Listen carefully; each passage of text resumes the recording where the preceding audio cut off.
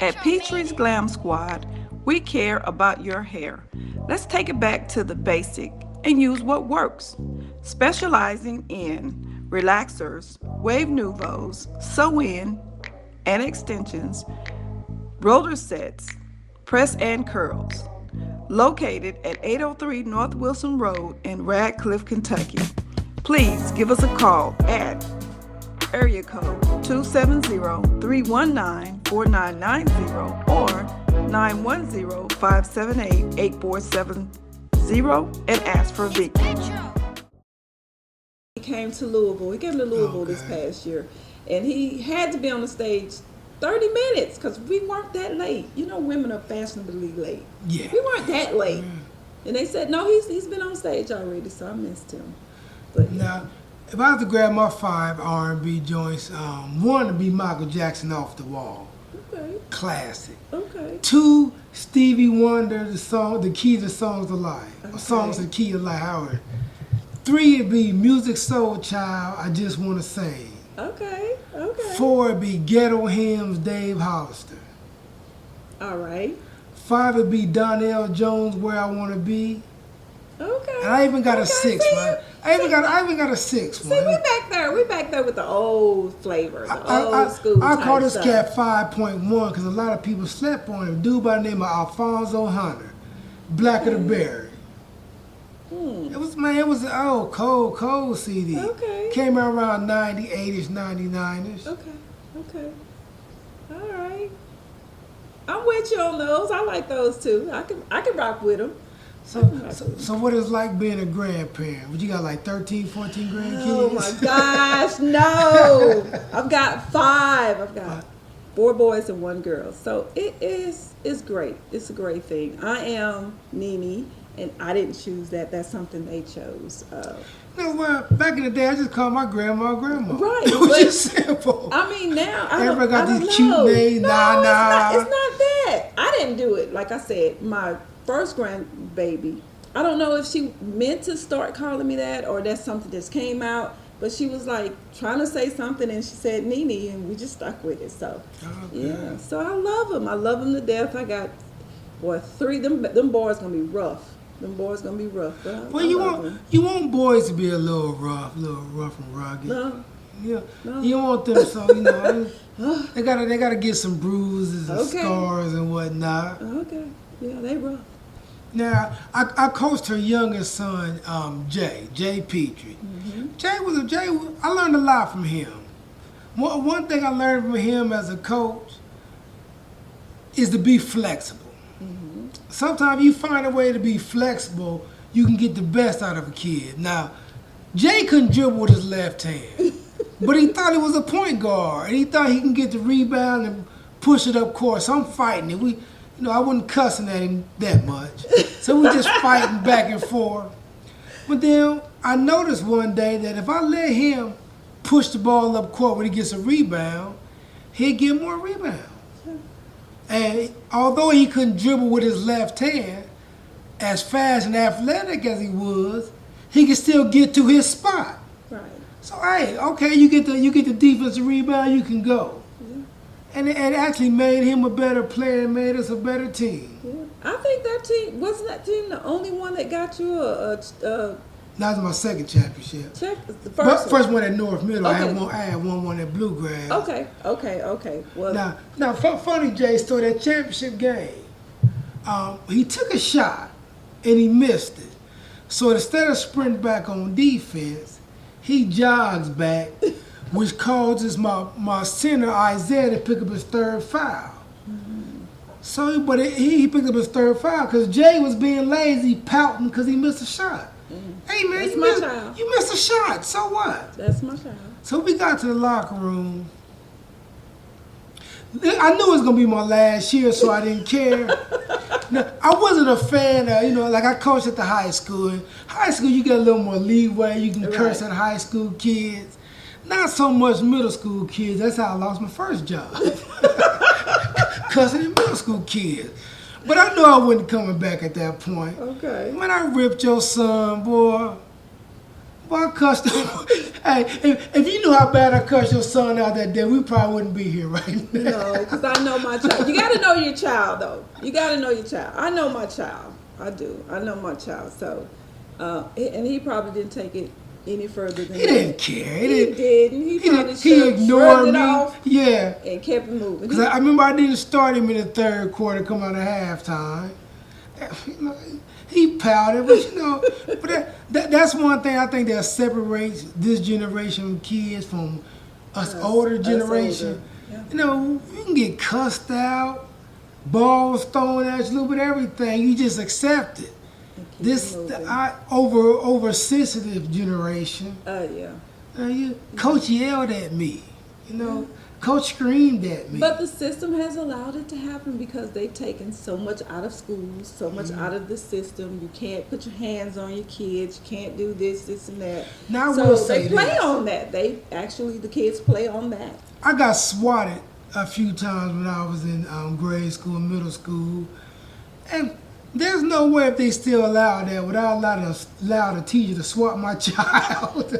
Well, nah, he ain't gonna put your hands on me. I did enough. I mean, we had paddling. Yeah, that's what I'm talking about. Pots. Yeah. We got swats. I would rather have went to the office and got my 5 paddles rather than you call my parents. That's true. That's true. To come up to the school. No, you don't want that. That's the worst. Ooh, that is true. So these kids nowadays, the parents is just so, oh, you touched my son, or oh, you did this and that, and the kids play off of that. And so when they play off of that, you have no say, you know. That's very true. So it's a different generation. I mean, it's different. Is it a different generation? It is. I don't know. It is, because I will tell you this, and I am so guilty of it, because I grew up without. So when I was able to provide, you wanted to protect. I wanted to protect. I wanted to do everything. I gave them everything, and I probably lost what I was supposed to do as far as parenting. As far as I gave. You want that? Oh, you want that for Christmas? Oh, you want the PS5? Oh, you want the PS4? Oh, you got this? Oh, you want new clothes?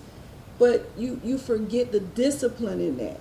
And so when I get mad at them now because they're not humble. Don't forget where you come from.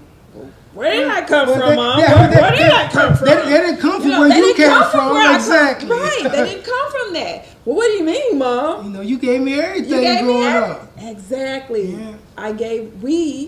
We give them everything, so they don't go through that phase where they're suffering, or where they had to eat that peanut butter and jelly sandwich, or some of them air sandwiches. I ate a few air sandwiches growing up. Or I mean, you didn't have all the luxuries that you have now. I mean, I drove up to my son's school in the student parking lot, packed full.